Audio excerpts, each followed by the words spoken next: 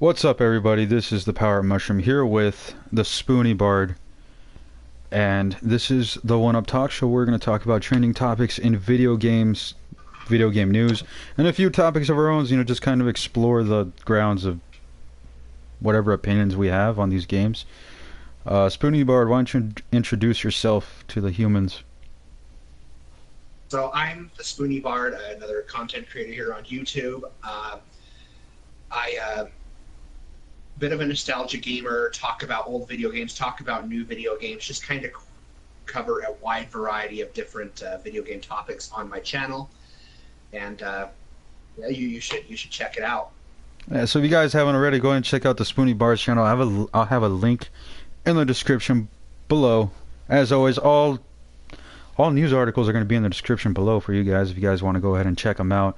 But let's go ahead and we'll get started with these articles. Now, Spoony, I believe you have one. We were talking about actually it's me first, my bad. Let's get this low. So on the Christian Post, we were talking about it's talking about Dragon Ball Xenoverse 2, and usually the Nintendo Switch, it's getting a lot of ports, to from older games, and it's not a bad thing. I mean, at least we're getting a bigger library for the Switch, but the Xenoverse 2 port for the Switch, it is going to include motion controls, and I kind of like, what do you think about that, Spoons? Like, do you think that's a good idea? Do you think that it could break the game a little bit? I honestly, I think it could be a bit. It could break the game immersion. I mean, I am not the biggest fan of motion controls. I'm old school, I guess. I like to have a controller in my hand and just be able to press buttons and play and not have to worry about incorporating motion controls into that. Yeah. I don't know, like, I mean, we've seen it done before, like where they include motion controls in games, and usually usually it was the Wii. They did that for games like Call of Duty, or like, I think the only good one that I ever saw with motion controls was like No More Heroes, but other than that, usually there was always like watered down versions. But I mean, to me, I don't mind for these motion controls as long as, like, I guess like you said, I don't want it to break the game, or like where they just oversaturate the entire game with just like straight up, oh, it's everything has to be motion control. I'd like an option to kind of keep my controller in my hand, because I don't know, at the end of the day, I think that's the ultimate way to like just a game. It's just by sitting on your couch and you have, holding a controller in your hand. It just feels a lot better. But for a fighting game like Xenoverse, I'm not sure. Like you said, it can make or break the game. But I just thought that was something interesting. There's not a lot to say on about it. There's just a few little snippets of video game footage they released on it, and I don't know. Like, if the motion controls work, I think I'll be fine with it. But that's really it for that article. I mean, that's a real brief article, because there's not really a lot in gaming news. But the next one is all you, Spoons. About A Hat in Time. So, for those of you who do not know, A Hat in Time is a platformer that has been on the works by, I think it's Nell. The company's name is Nell's for Breakfast or something like that, and it's reminiscent of like Banjo-Kazooie, Donkey Kong 64, kind of in that same vein. And it was at one time just a Steam exclusive, but they are bringing it over to the Xbox One and the PlayStation 4 for sure, and I think we are also getting a port of it over onto the Switch as well. So if you guys are into old school platformers, that's something you're definitely going to want to check out. Yeah, and I mean, I think that's pretty cool. What'd you say, it was a port on the PC or something? It was. Yeah, originally developed for just Steam, actually just Steam alone. Yeah, was this done by the developers? Was it like fan made, or? I think it was fan made, but I do know that Grant Kirkhope, the composer who did do the music for Banjo-Kazooie and Donkey Kong 64, is doing the soundtrack for this game as well. So that's something to look forward to. I mean, I'm always looking to a solid soundtrack. Like, I'm looking forward to one of those. Specifically, I don't know, Donkey Kong 64 had a pretty decent soundtrack. I don't remember it being bad. Then if they bring back another rap song, I'd be happy. Why not? Yeah. We might be the only few who actually like that rap song. I know, like, I don't know, it was just, It was something I listened to in the car every now and then. Just saying. But anyways, What? we also got the Atari box. Now, this is a big one. This one we can talk about for a bit. I know I talked about it a little bit on my channel. I don't think you haven't talked about the Atari box yet, have you? Spoons. I haven't. I mean, I've been kind of confused as to what it is. Like, they really haven't mentioned too much about the specs, what it's going to do. I mean, Yeah. from the sounds of it, and correct me if I'm wrong, Power Up Mushroom, but it sounds almost like they are talking about making it like where you can play new games, like brand new games, but yet also be a retro system as well. Yeah, I mean, to me, I mean that's cool, but I think we've seen this before. If you don't, I don't know if you ever followed the Ouya. You remember that thing? And what happened to I it? remember hearing about that. Yeah, and that thing, I mean, it didn't claim to be something like the Atari box and what it's claiming, and not to mention, it didn't have a whole backlog of licensed games that it could use, really. But, I mean, a lot of people they're bashing this Atari box because they think it's going to be another Ouya, and I don't know, what do you think? Well, honestly, I think people just need to kind of give it a chance and see what the hell it's all about. I mean, we can't really bash it without understanding it, and Atari hasn't really given us any information as to what it is. So at this time, we can only speculate and wait as to what potentially they plan on bringing, because it could very well end up being a runaway success and a surprise. We just have to wait and see.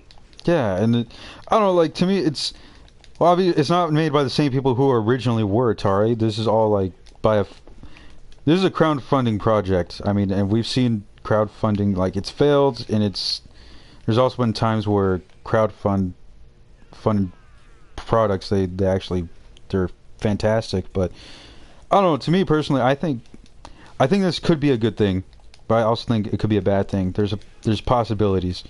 They did announce that they're going to be releasing new games, and not to mention that Atari's going to have original Atari games, hopefully games like Pitfall or Space Invaders, Asteroids, or something like that. But I could see the Atari box possibly failing if it's not executed right. You know what I mean? Like if That these, exactly. yeah, I don't know, if these developers just kind of put it out there, but there's nothing new to offer, just old games. I I'm not sure. I'm really I not think the sure. biggest I think the biggest key to a success, though, is going to be having exclusives that sell at games you can only play on there. Yeah, uh, that's also another thing. But not to mention, I mean, they announced new games, so I'm hoping Atari stays true to that and they put out some original titles. You know, maybe who knows? We might be able to see some pretty good titles on there that will live on to be like freaking legendary. You know what I mean? Like one of those games you're gonna look back and say like, yeah, it's a solid game that introduced something new into the platform genre or something. Um, but then there's also the fact that they said it's gonna be playing modern games. What do you think that means? That's like the one thing I'm not sure what they're talking about. I mean, are we talking about we're going to games that are on the PlayStation 4, the Nintendo Switch, the Xbox One? Does that mean it's going to have that capability to play that strong of games? Yeah, Does it just mean that they're simply just going to create exclusive titles for that alone that may not have that much graphical quality, has much graphical quality, but nonetheless they're going to be IPs, new IPs, things like that. I mean, that's something that's just up for speculation at this point, and I don't think anybody really knows what to expect. yeah, and I mean that's the part that, like you said, same with you. It throws you off. It's throwing me off because the whole retro thing, like with brand new games and having like their own library or their own online store, whatever.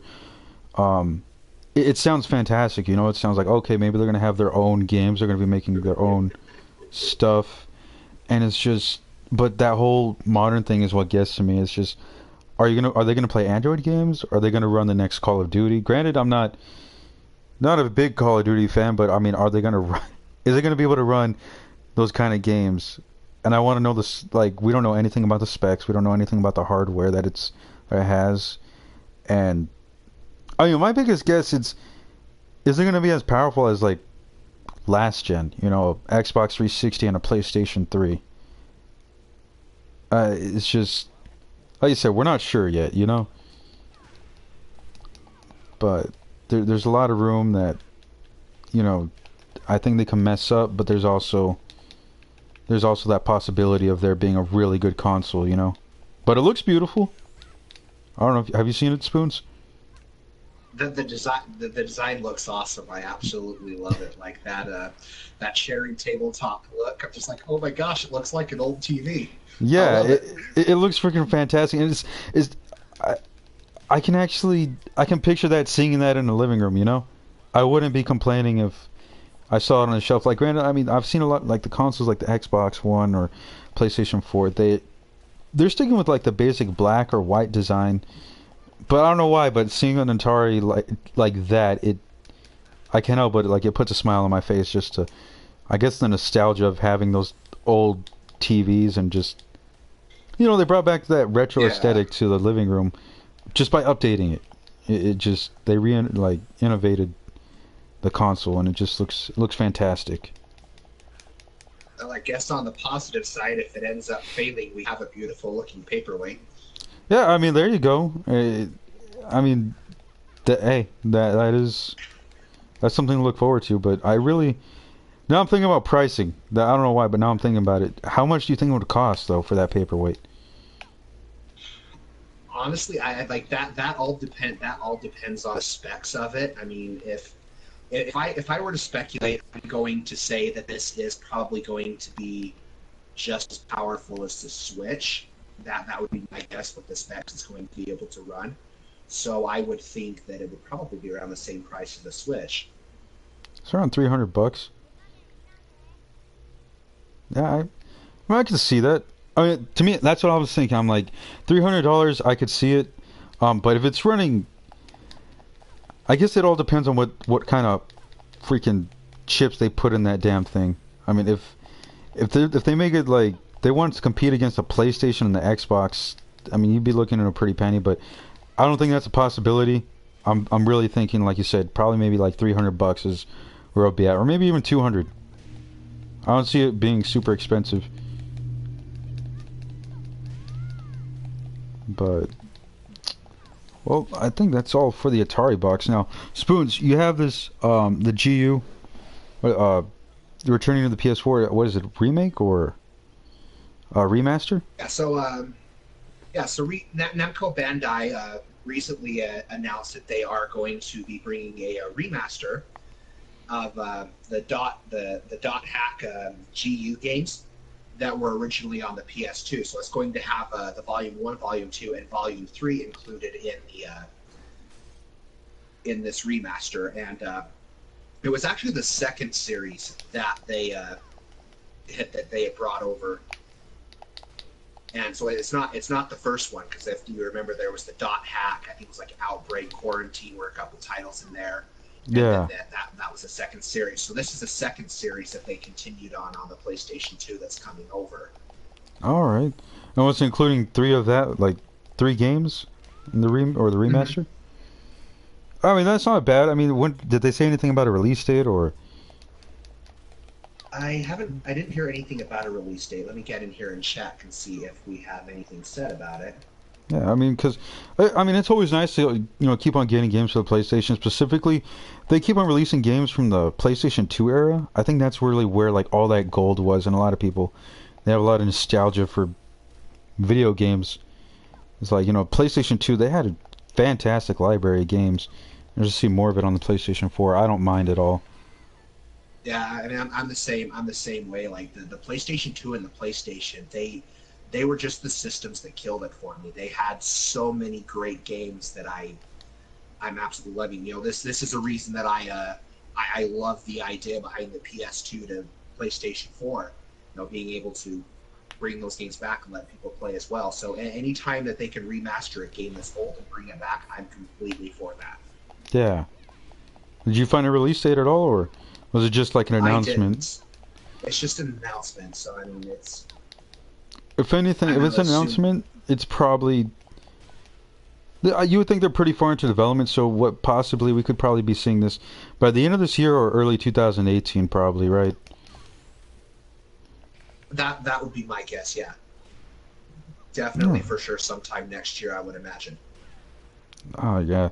I mean, I always look probably maybe what like spring. They have those spring releases for video games and like summer, so maybe around there. Who knows? And remakes. I mean, really, they just have to.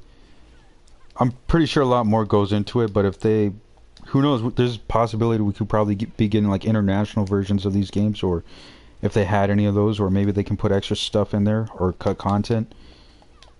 You know, it's always nice to get that kind of stuff. So hopefully they use that It is. time I wisely. loved it.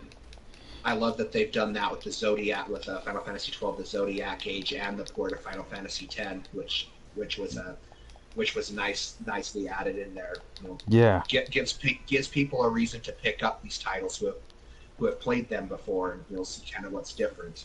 yeah. Have you played recently? Have you been playing the Zodiac Age recently? I haven't. I need to actually pick that up. I I have a video kind of talking about my feelings on Final Fantasy 12 in general. I mean, I could go on forever talking about how I love Final Fantasy 12, but you know, long story short, I think some of the, correct me if I'm wrong, but I think some of the things they've added in there have been like each character can have up to 2 classes that they can actually switch between. It's not limited to one. There's a few other things that they've added as well. Yeah, and there, I mean, I heard about the Zodiac Age because this was a PlayStation 2. You know, it came out on the PlayStation 2 originally, but we never got a release over here in America. You know, I heard about this new job system and everything a long time ago, and when they released it in like Japan, and it was just to me, I felt like I really wish I could get.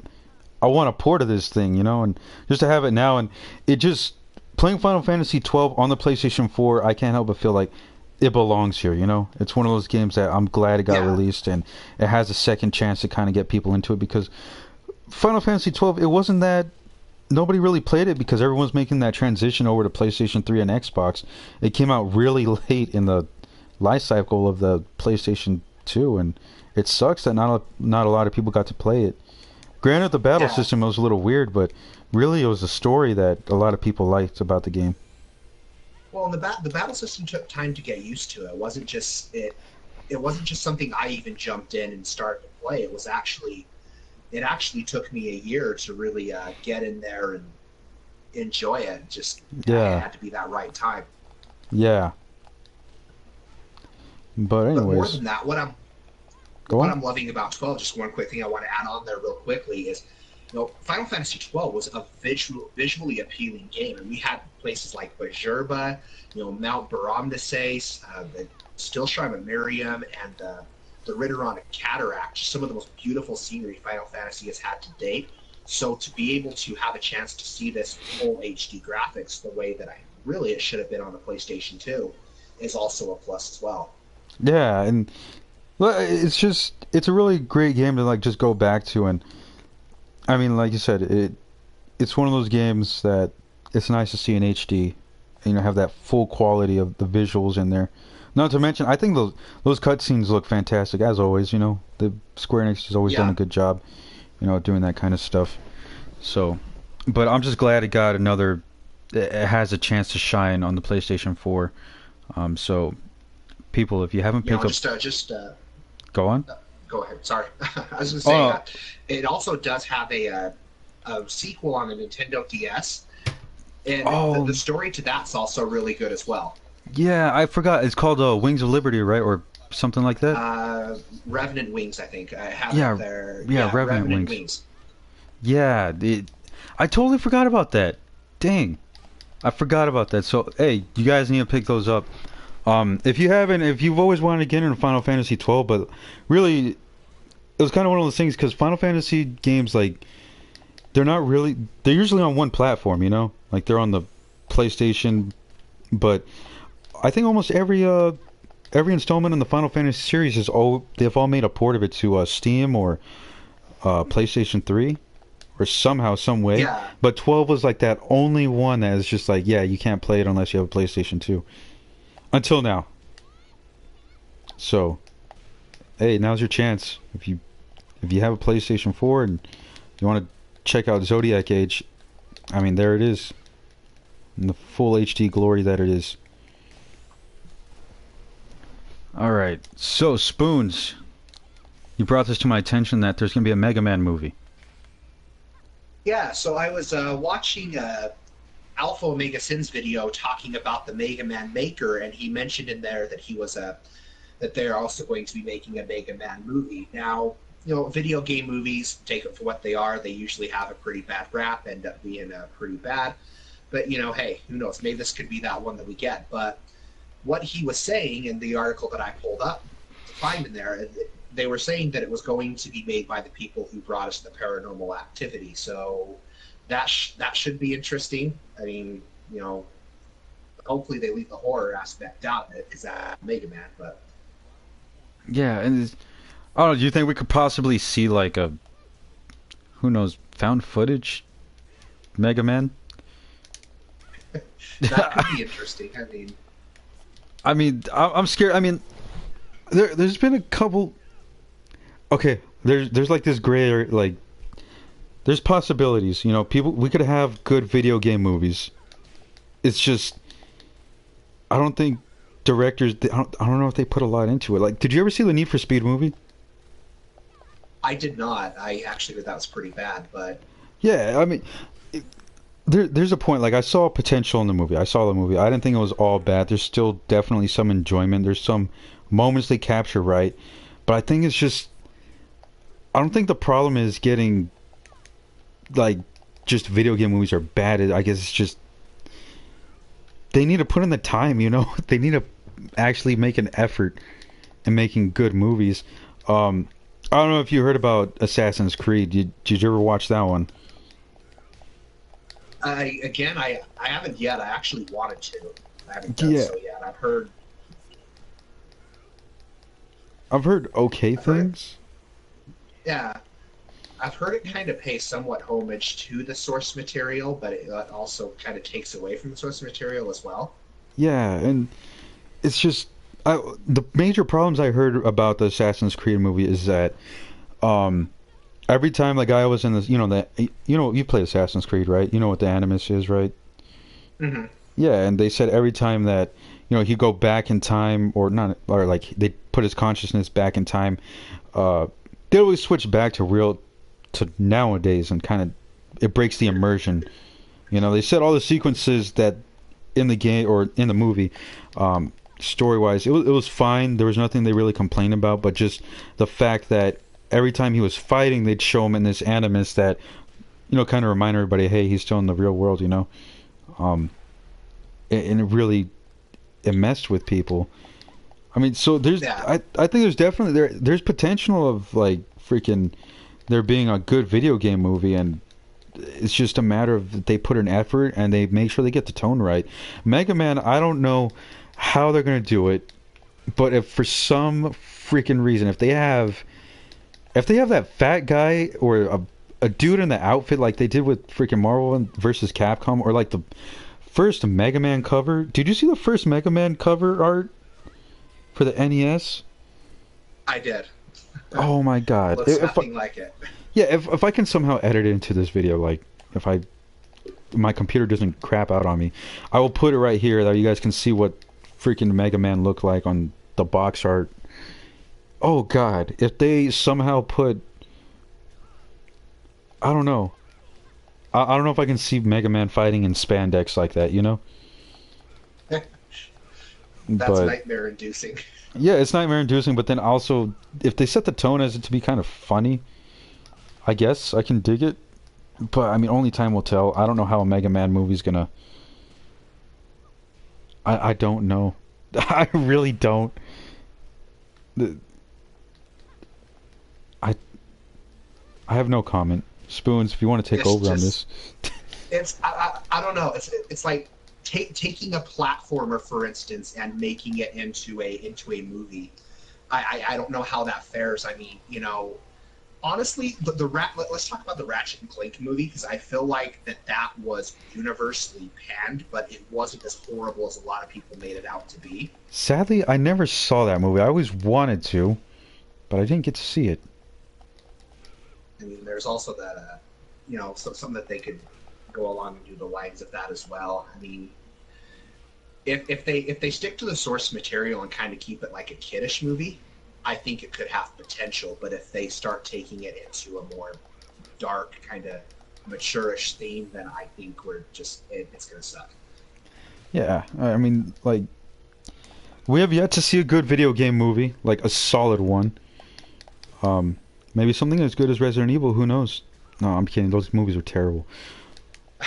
Did you ever see those? I Like, saw the first one. I couldn't watch anything past that. well, you didn't miss on anything, or like you're fine. Um, but yeah, I mean, I don't know what else to say on the Mega Man movie other than I really hope that. I don't know if there's any chance. I guess Mega Man movie is the next chance we have at having a good video game movie. You got anything left on that, Spoons? I don't. You were also saying something about them making a movie of another famous, oddly enough, platforming character. Who was that? Okay, so I forgot who I was watching, and I feel bad because I know I watch this channel all the time, but I can't think right now. Just the Mega Man movie is killing my brain cells. But I heard that they're going to be developing a Sonic the Hedgehog movie in like late 2018 or early 2019. And this is green lit. This is happening. Like, we have no say, so like, please don't do it. It's going to happen. And it's going to be live action. Something on the grounds like Alvin and the Chipmunks live action where they're going to have a computer generated Sonic talking to real life people. And I don't know how I feel about this. Spoons, you got any thoughts on something like that? Well, honestly, I'm in the same boat as you. I'm just hoping that they don't decide to follow up on that love story that they did of the 2006 Sonic the Hedgehog. That game didn't happen. You know that game didn't happen. It's a fan-made game. It's not legit. But I don't know why they keep on referencing their own future Sonic games. But go on, Spoons. Yeah, I mean, and to be completely honest, the Alvin and the Chipmunk movies were horrible. Yeah, Did you hear they're gonna make another one? Did you hear about that? Yeah, I'm just like, really? Why? I mean, the first one, it wasn't bad, but it wasn't good either. It was just kind of like, okay, you know, it's a nice Christmas movie, but then they continue. I don't know what they're doing with it. I really don't. And I grew up watching the Alvin and the Chipmunks cartoons. It doesn't have that same feel. It just does not translate well over into a movie. Yeah, and it's just, I mean, Sonic the Hedgehog. Okay, we had the anime Sonic X. Granted, the anime, it wasn't that bad actually. You know, it went off. It had its own thing going on, and there were a lot of things I liked about the anime, and there was a lot of things I hated, but I didn't think it was bad. And then you had Sonic the Hedgehog, the freaking cartoon. You had multiple Sonic cartoons. Granted, they not only were bad, it was just Sonic stopping Robotnik, but then the anime kind of followed a storyline with like these. I don't remember what they're called. I think they're called like Meta X robots or something. It was some alien race, and legit, there's a lot of potential if they go off that storyline. I think they can make a solid freaking Sonic movie. But other than that, I don't know what they're gonna do with a real live action Sonic movie. Specifically, if it's live action, what is Dr. Eggman gonna look like, or Robotnik? I call him Robotnik, but do you have any idea who can play Dr. Robotnik? Like, are they gonna? I honestly don't know. Like when I think of Dr. Robotnik becoming coming into live action, I'm instantly almost reminded of like those silent film antagonists that have like the really mustache or whatever. Yeah, so something like that. Yeah, I don't know. Like, hearing about these video game movies, I'm not kidding. It makes me frustrated. Like, I need a beer. You know what I mean? Yeah. Because the only go on. The only one I'm interested in seeing is the Uncharted one, because I feel like them going back and exploring the past of Nathan Drake is prime. Could be gold because they're expanding on the story rather than retelling the story. Yeah, and I mean, granted, not to mention that Naughty Dog is overseeing it, and Naughty Dog has proven these past few years that they can tell stories. We've never seen it been done on film, but their video games are pretty much it's a film. You know, you're playing a live action film with some awesome platforming and stuff like that, with awesome characters. So you know that they can do it. You know that they have potential in doing. They can tell stories. That's what they're best at. Yeah, but I got to bring it up because you reminded me of it. But you remember that one commercial for the PlayStation 3 that had that guy, like, cause he was calling in. They're saying that my wife has left the couch for 2 days because she thinks she's watching a movie as he's playing Uncharted 2. Yeah, yeah. Just cracks me up. Yeah, I mean, like I said, there's possibilities. Like I said, like I said, we haven't seen a good video game movie yet. But if anything, our next chances are Mega Man, Sonic, and Uncharted. Oh, I would say that I did enjoy The Spirits Within. I feel like that was kind of an underrated movie. Oh yeah, just in its own. Oh, I'm sorry, I wasn't counting the Final Fantasy movies. Yeah. Did you see like? I guess. Go on. I was gonna say, I guess just like The Spirits Within, it gets a lot of bad slack, but it's not that bad. You know, it was created by Square Enix. Yeah, for the time, I mean, that was for the time. I mean, graphics like those, like you never thought you could see a full life movie like that, and I think at the time a lot of people were thinking like, oh, this is how movies are gonna be made now. But introduce something new, and later on, look at that, we're playing video games with graphics like those, you know. Yeah. The story wasn't that bad. And even the straight to DVDs, Advent Children, and with the Kingsglaive movie, those actually, were good as well. Did you? Kingsglaive came out in theaters. You didn't know that, or did you? It was limited selection, so like with certain theaters it came out in, not everywhere got it. Not everywhere, but I'm gonna count it as a theater release because that movie, if you guys saw it in theaters, that was I don't know why, but. Of all the movies, like video games movies, granted, since that movie started like right before 15, I feel like I had more room to kind of expand its story and characters, and it wasn't that bad. Yeah. Were you able to watch it? I was. I thoroughly enjoyed it. I kind of like that backstory that it gave. Just events in Final Fantasy 15 that lead on to it. I'm not going to spoil anything, but it just adds to that. Kind of adds to that emotion that Noctis feels during that particular scene in Final Fantasy 15. Yeah, I just wish that particular scene that happens, behind the scenes in 15 with Noctis, and you know that scene I'm talking about, right? Like kind of where it all ends, and not really how it ends, but for Noctis's story, where he hears about the news. I just wish that scene there was a little more weight to it. You know what I mean? Like they would have emphasized. I wish that tone or that scene would have happened a little slower, just for us to get a little more of the feel of what's happening, Yeah, but I agree with you on that. Like, I don't know, for me, because it just kind of happened, and it's just like, oh, it happened.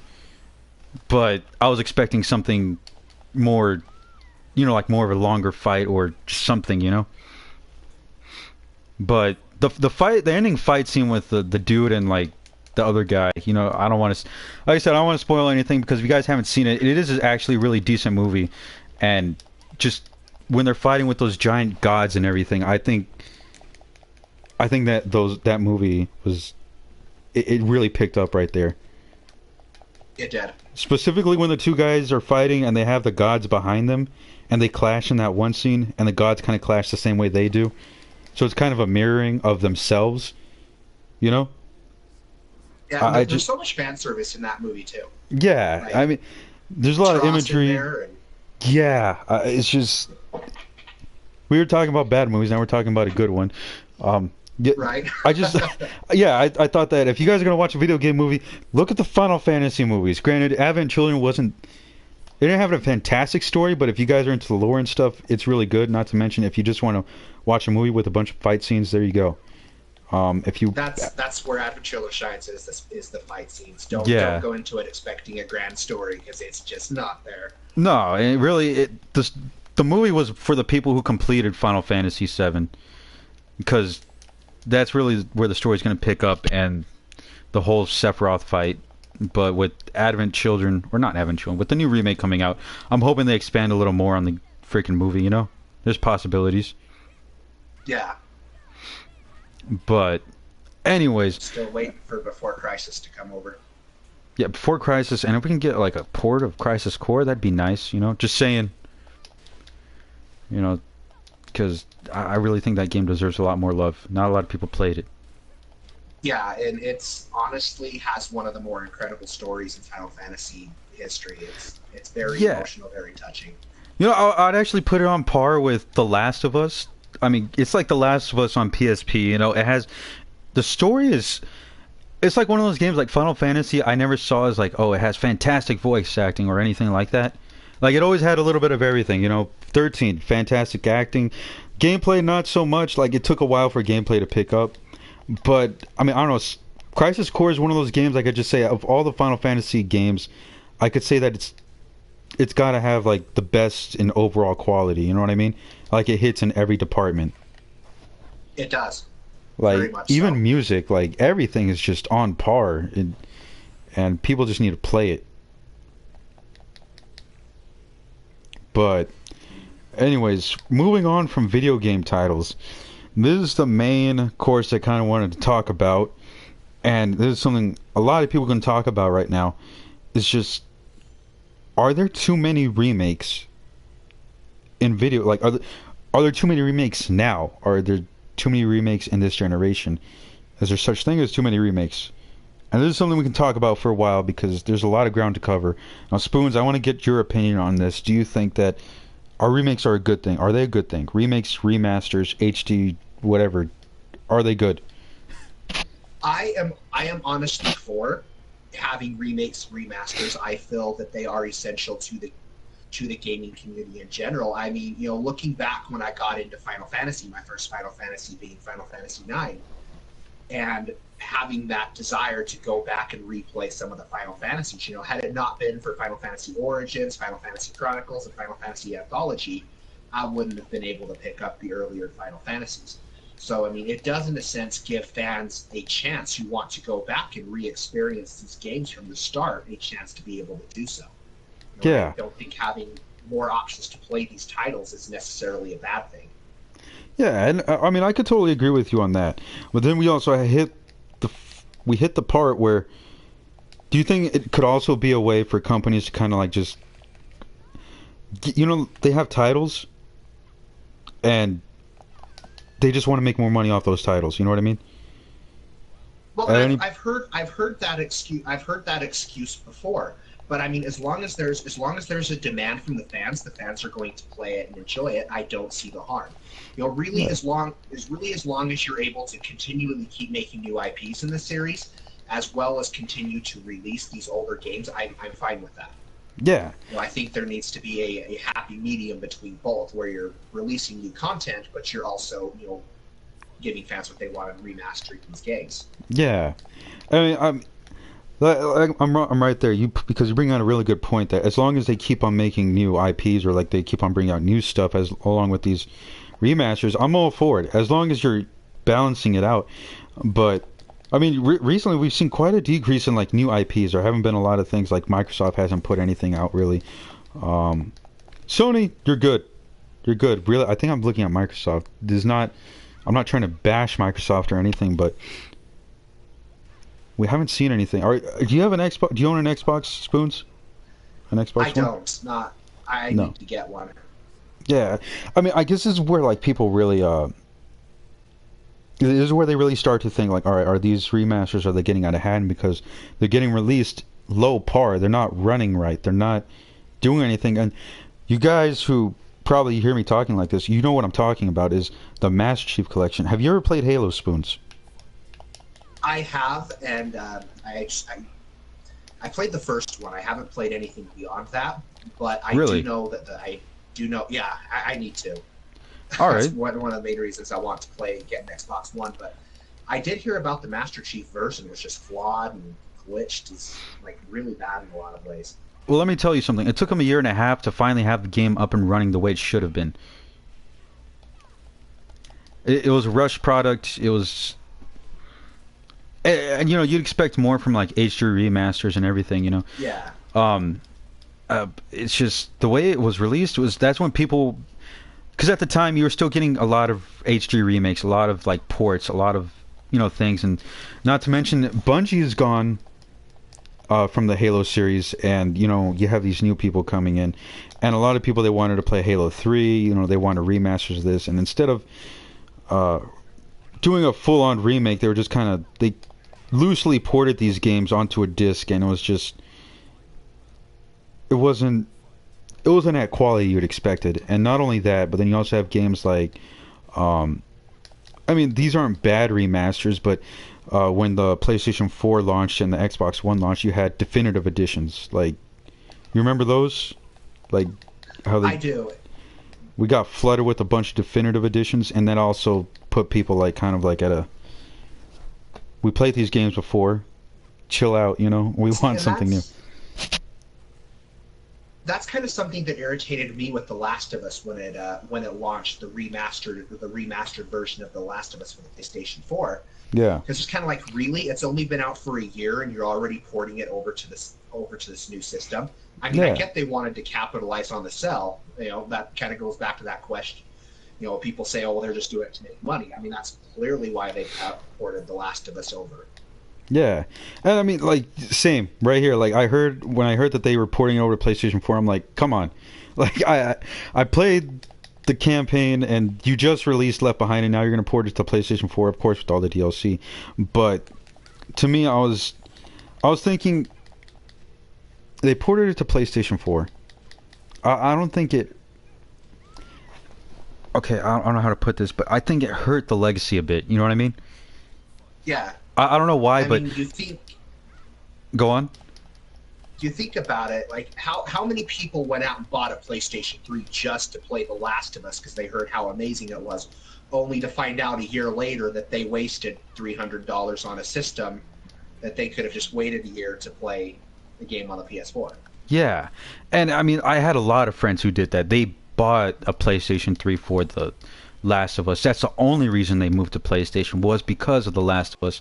And when they heard that it was getting ported to the PlayStation 4, I can't tell you how mad they were, because not only did it, like, I felt like it hurt the legacy, because really when you think about a game that holds a legacy, let's talk about Earthbound real quick. I know it's widely, it's talked about all the time, but really the only place you could have played Earthbound before the freaking Wii U was or the Virtual Console was on the Super Nintendo. That is the only way you can play Earthbound. Or like Mother 3, that only way we can play it is on a Game Boy Advance or through a ROM. Just games like that. When you hear about games that's the only place you can get the experience, a lot of people, like The Last of Us, the only place you could get that experience was on the PlayStation 3. And it kind of held it up, it made it like that big game. But when they finally ported it over, I don't know why, but it kind of, a lot of people that I talked to that hadn't gotten The Last of Us were just like, oh, I'll pick it up when the price drops, Yeah. Or I'll pick it up eventually. It kind of held them off, it stopped them from getting that game. I'm just,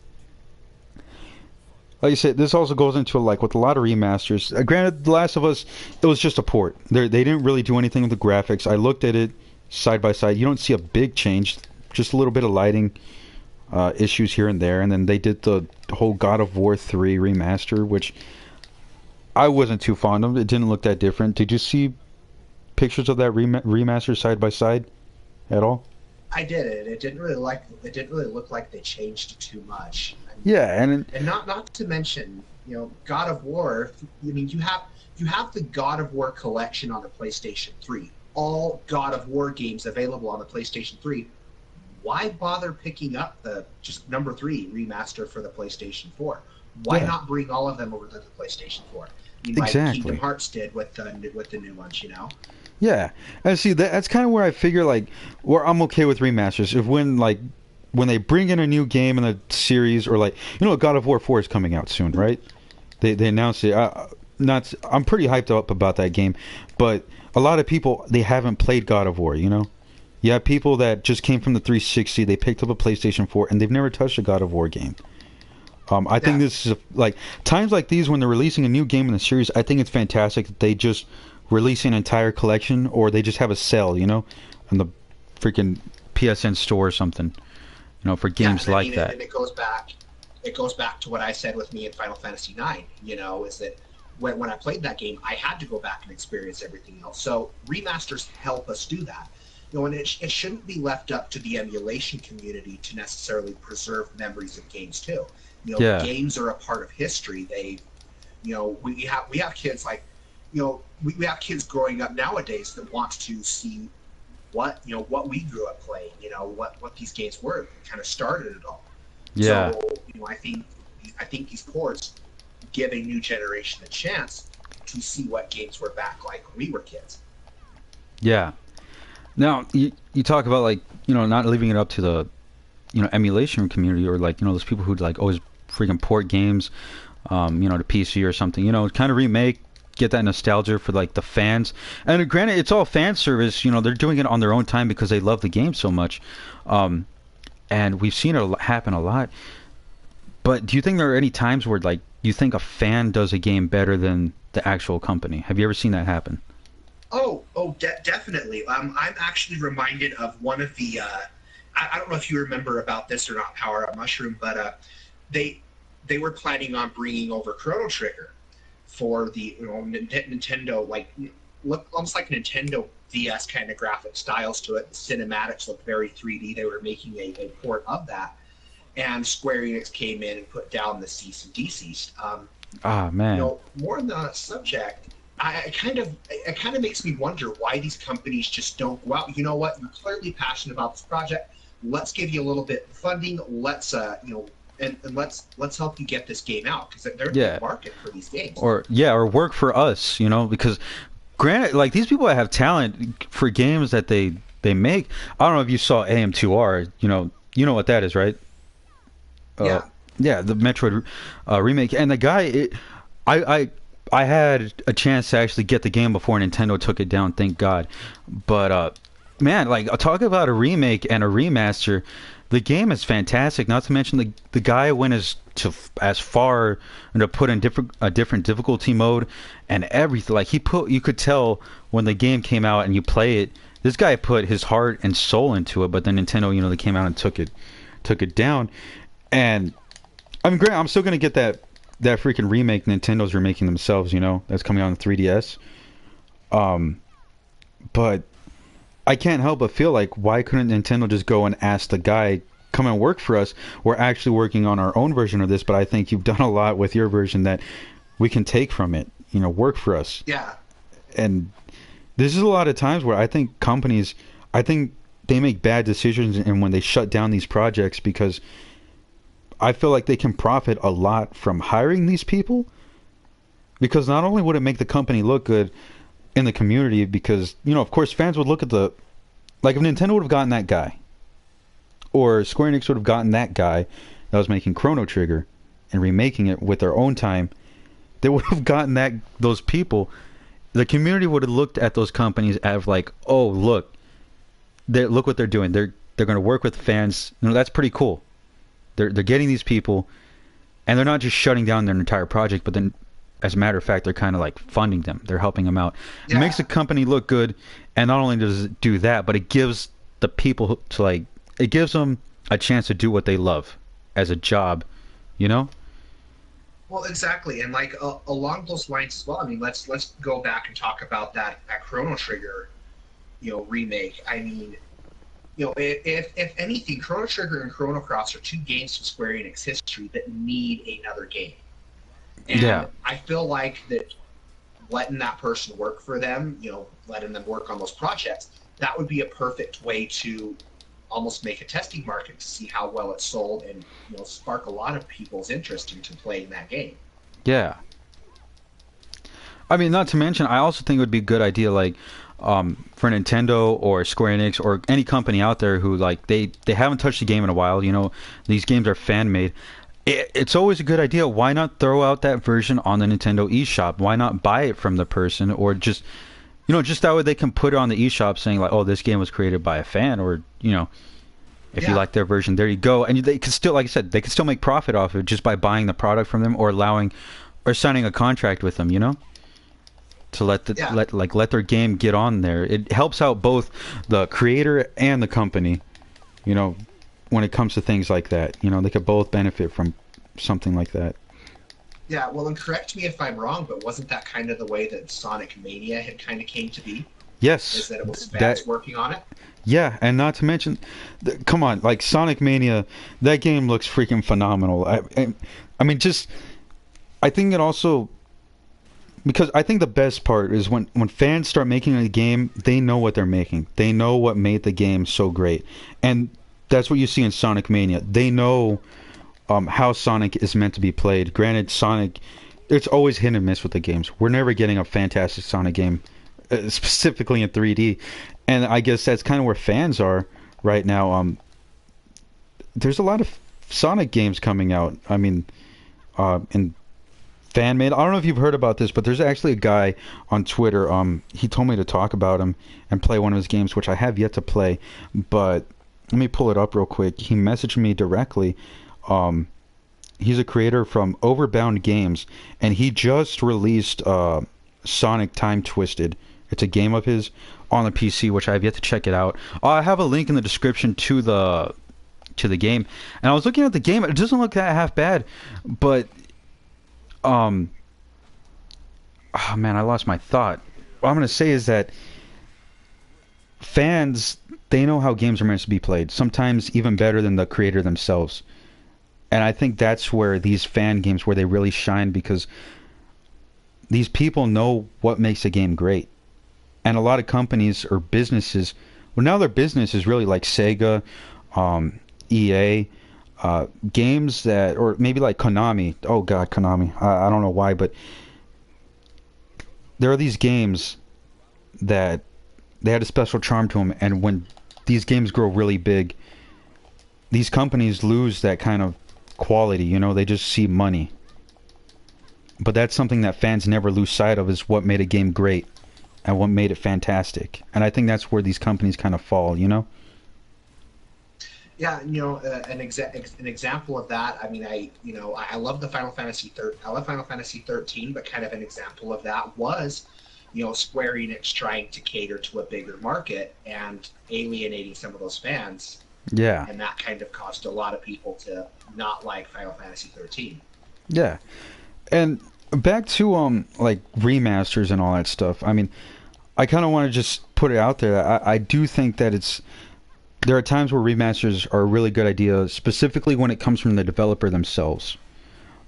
One of the times I really kind of hoped for was, you know, you had 343. They released the entire Halo trilogy, plus ODST and Halo 4 on there, on the Master Chief Collection, as kind of a, you know, that way people could play their favorite Halo games on the Xbox One. And I saw it as a chance for the developers, their new developers like 343, to kind of go back and see what made those games great. Now they can implement that into future titles.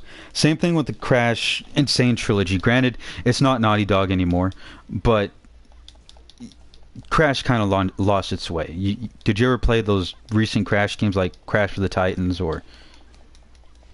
I did, and I couldn't get into them. Like, yeah, I mean, the only game as a kid I played was Warped. So everything after that, though, just was crap. Yeah, and it's just like those games. That's when like Activision was kind of like they wanted to make money, you know. The same thing with like a bunch of other companies. It happens a lot, but when these companies release remasters like that, I like it, because what I hope for is that these companies can kind of see what made these games fun. Why were they so great? What made them live on, like, through gaming? Why do people still compare these games to current games? Like, why do people want to go back and play them? Yeah. It gives these companies a chance to kind of look at these games and just say, that's why. These games were good because of that reason. And while we're on the Insane trilogy, I mean, the Insane trilogy is a prime example of a remake done right. Yeah. They stuck to what made they looked at what made the games great in the first place. They built upon that. They gave it better graphics. They changed some things here and there, made the controls a little bit better in some ways. And it's just they did everything. That's a prime example of the way to do a remake. Yeah. And it's just, like I said, I love it when these companies do it, but then I've also seen times where it could be a quick cash grab. Like you said, definitive editions came out like out the butt when the freaking consoles came out. No, really, people who bought their consoles were a little disappointed because we didn't have the lack of new IPs. But then you also have, I don't know if you heard about, I don't know if you saw it. I'm going to count this as kind of a remaster because it was still made on the PlayStation 3. Metal Gear Solid got kind of the complete collection treatment recently by Konami, and I don't know if it's Konami's way of saying like, hey, we take the game in one package, or it could be an excuse to sell the entire game for $60 again. You know what I mean? You're talking about the one that came with Ground Zeroes and the yeah. Yeah, I don't know why, but it just bothers me. Granted, it's not a remaster, but I just think it's something like, it's called Definitive Edition. It has it on there, Definitive Edition. And I don't know why, but it bothers me. You know what I mean? Yeah. I can't even talk about Konami. It's kind of, yeah. But I mean, there's those, and then you've seen games like on the 360. This is a little back though. Perfect Dark. It wasn't done justice. You had a lot of problems with that one. There's a few other games I know I have in the back of my mind. I just can't pinpoint them. Can you think of any other remasters that you just played and you were just a little disappointed? I'm gonna throw this out. It's not a remaster, I guess. It was more of a port on the PC. But I was actually watching Non-D play Final Fantasy VI on the PC the other day, and oh my gosh, I was so pissed off that they actually changed the sprites to make them look the way that they did. Actually, that's just a port from the iOS. But yeah, it is on the PC, huh? But I mean, I can't really think of any like bad ones that really didn't do anything justice. But that was a big thing for me. I mean, the Master Chief Edition was something huge. I think that's a major one. Yeah. That's like the major one. It was just kind of like, all right, stop, please. For the life of me, I can't remember which one it was, but there was a modern one that they did that also kind of crashed. Like had glitches and stuff, and it kind of broke. It kind of was like game breaking in some ways. Yeah. So those are things to definitely avoid. Yeah, but I mean, remasters are going to continue coming out. I just hope that when developers make these remasters or remakes, they don't just updated visuals. That's it. To me, when they do something like that, I think that I can take that as lazy. Granted, I know there's a lot of time that's put into that kind of stuff. Like, okay, you know what? Here's one. Modern Warfare. That's a bad one. Granted, I mean, it's still, I don't know. Were you ever into the Call of Duty series at all? I wasn't, but I have a lot of friends who wanted just to pick up Infinite Warfare for Modern Warfare remastering this. Let's actually talk about that a little bit, because that was something stupid on their end that pissed me off. Well, that in itself was a cash grab. You can only get this game if you pre-order Infinite Warfare. It's like they knew Infinite Warfare wasn't going to sell well, so let's put it with the remastered version of a really popular title to get people to buy it. That was the only reason people bought it, though. I asked every person I played with on freaking I played Infinite Warfare, and oh my god, please, I don't even know. But everybody I asked on there, I asked them, why did you buy this game? The only reason, everybody, like, I'm telling you, maybe like 99% out of people, was just, the only reason they wanted to buy Infinite Warfare was because Modern Warfare. That's it. And that's a practice I don't want to see continue. Activision needs to be bitch slapped across the face and told to never do that again. That was just stupid. Well, not only that, but they okay. The way Modern Warfare was released, it was fine. We got updated visuals. We wanted it the way it was. It's there, you know. We got our freaking port. We were happy. We got it, whatever. But then they updated the game.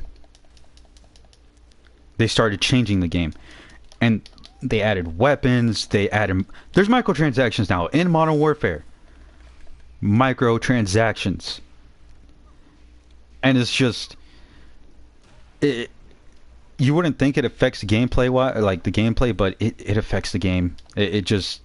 I don't know how to put it, but it just affects the way you unlock weapons. It affects your skins and everything. It's just like, oh, you want more of this stuff? Here, go buy more freaking loot crates to freaking buy skins. And usually in Call of Duty, it was you unlock skins by doing challenges. You got your gun, and you had to kill somebody with headshots so many times, or you had to. It was all in skill. You know what I mean? You unlocked it yourself, and now they put that wall of microtransactions. And not only that, but they have the nerve to go and release DLC that was on the original Modern Warfare game. To release, you're basically buying DLC that you already bought before in original Modern Warfare, and it's just things like that piss me off, you know? Yeah. Not to mention, now they just released Modern Warfare by itself for $40. It's like, why? This game came out a year ago in the freaking Legacy Pro edition of Infinite Warfare, and you're going to release it by itself for $40. Don't do that. If anything, if you're going to release it by itself, $20. It's a game that's old. You barely did anything to it. It's just...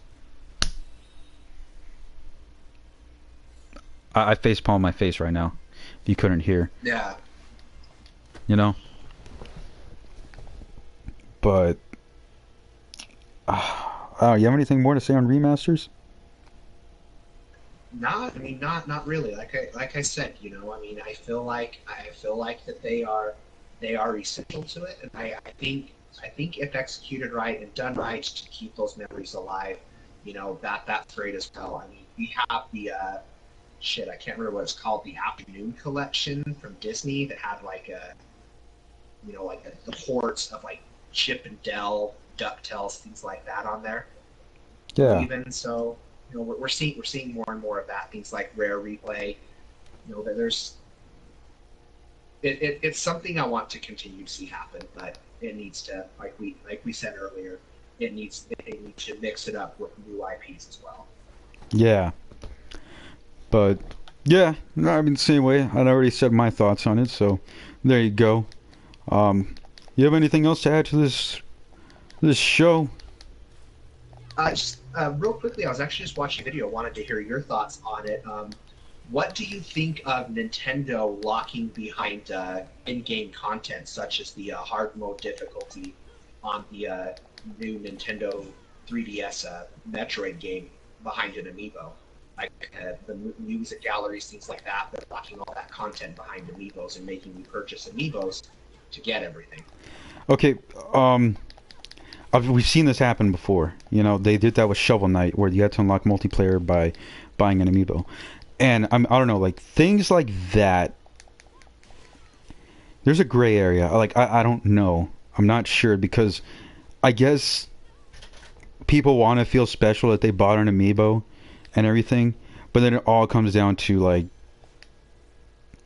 why would you put content away because of the amiibo? Because eventually you're gonna look at it. Let's look 5 years from now. Those amiibos aren't going to be in production anymore at all. We know that for a fact.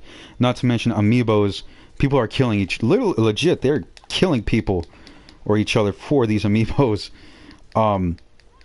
And locking something as so much as like a hard mode or galleries and stuff like that, I don't think Nintendo should. I think it's a bad idea. It takes away from the experience, because I don't want to have to go and like, let's just say a few years from now, let's just say I didn't get the amiibo, which we all know I'm gonna get the amiibo for Metroid.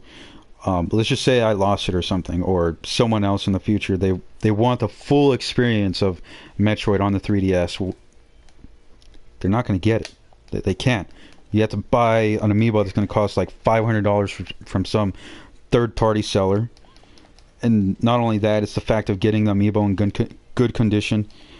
And you want the content to work. You never know. Maybe like these scanners can get damaged or something on the amiibos.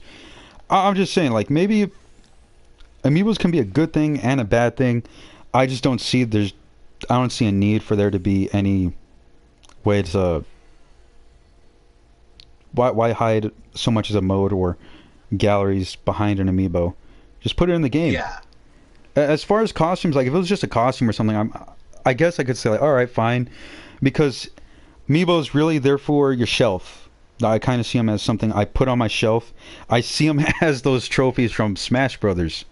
That's what I see an amiibo as. That's why I got so excited about amiibos, was because I always wanted little trophies like they had in Smash Brothers Melee to put on my shelf. I've always wanted that.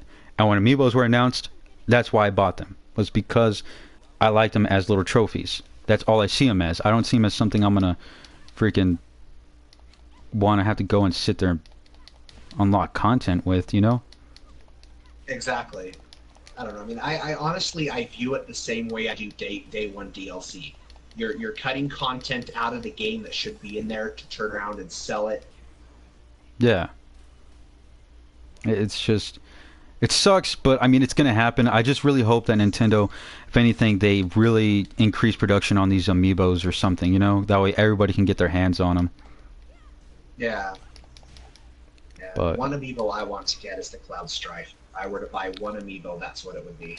they just announced those, huh? Yeah.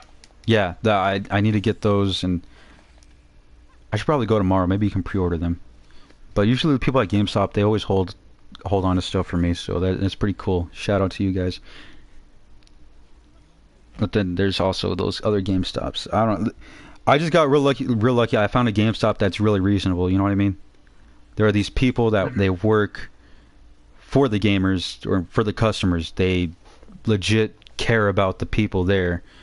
And that's why I like those people. I will shop there for them. If there was any other GameStop, I've seen other GameStops and how they're done. I'm not a fan.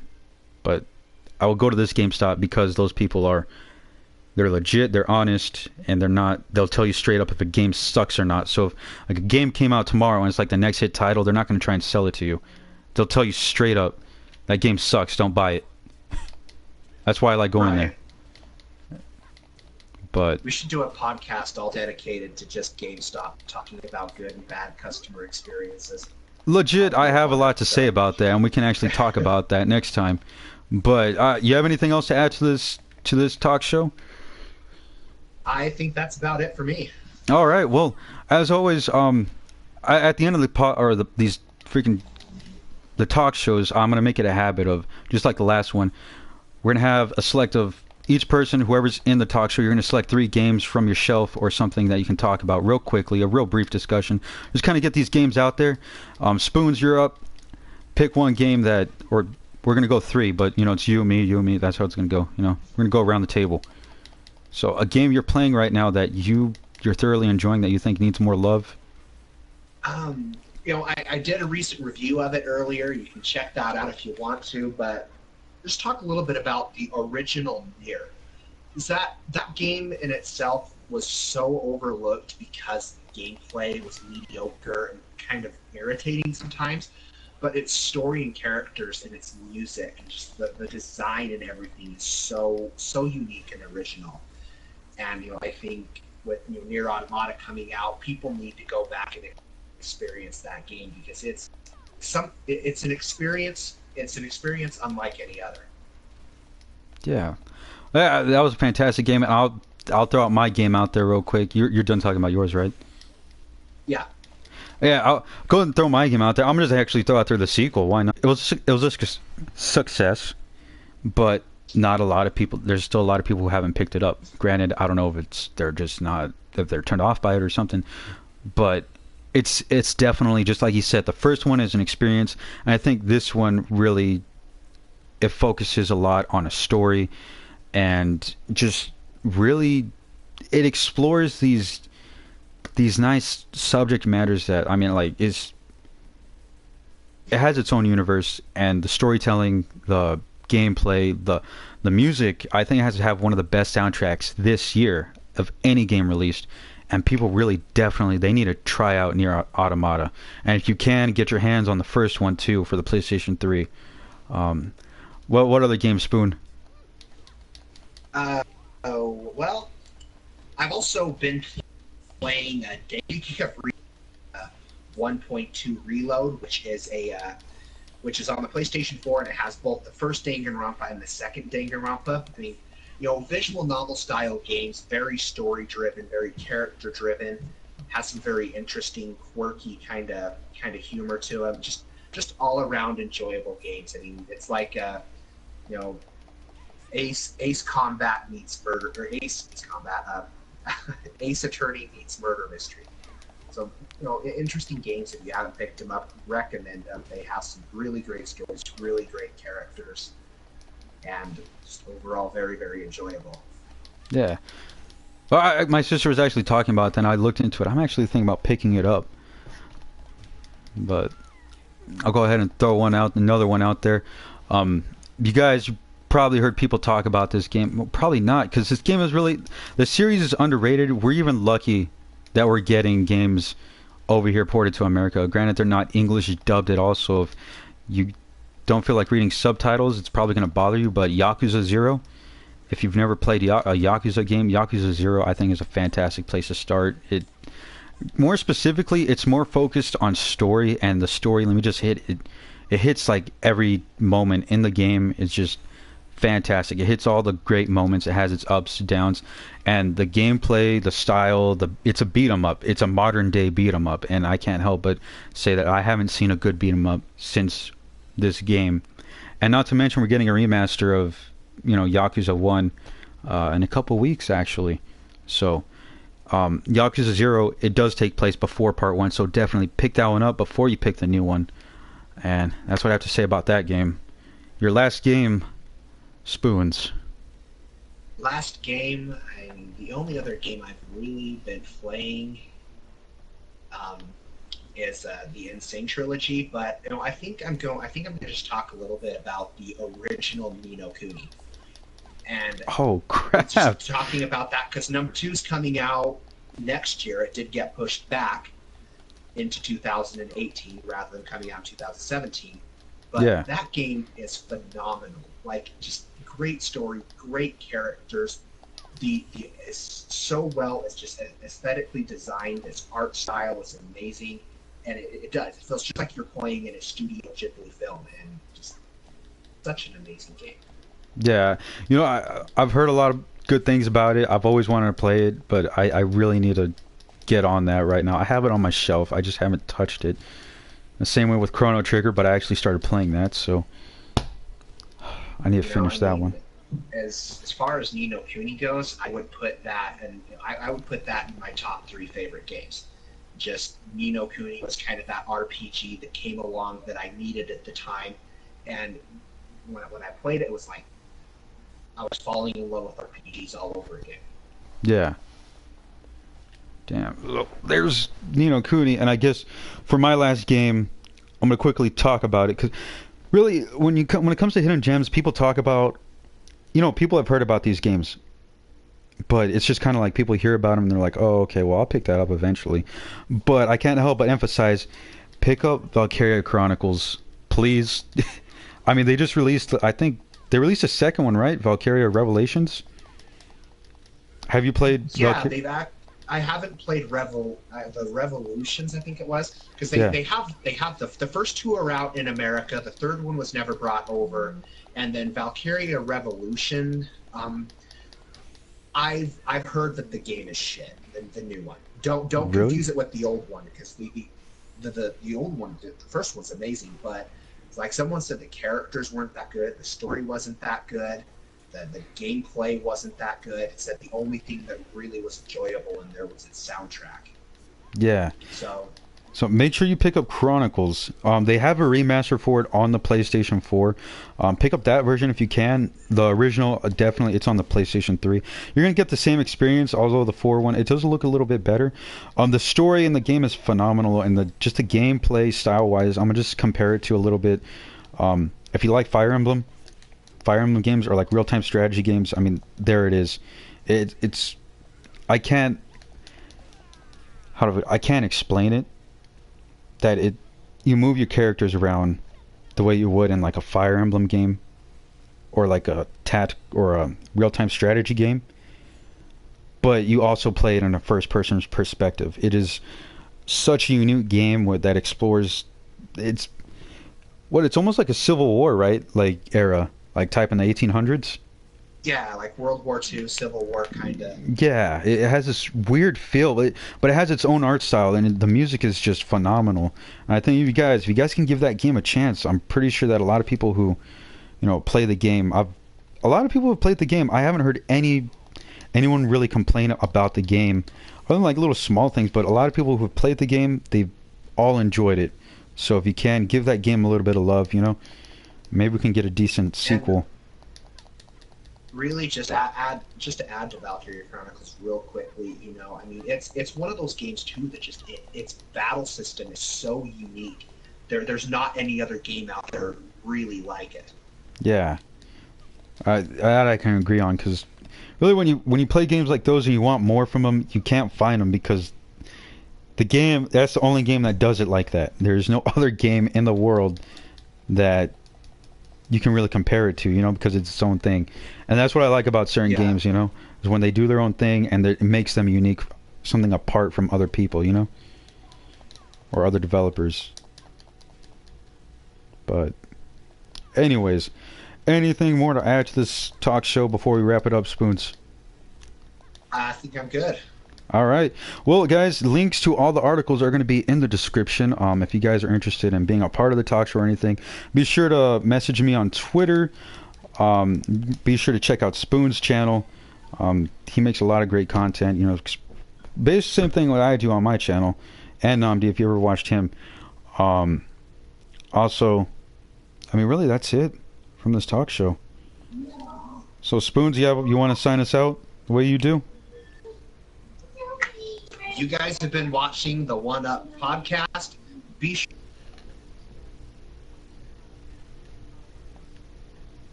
Alright, guys. Remember, when you're gaming, power up. See you guys in the next talk show.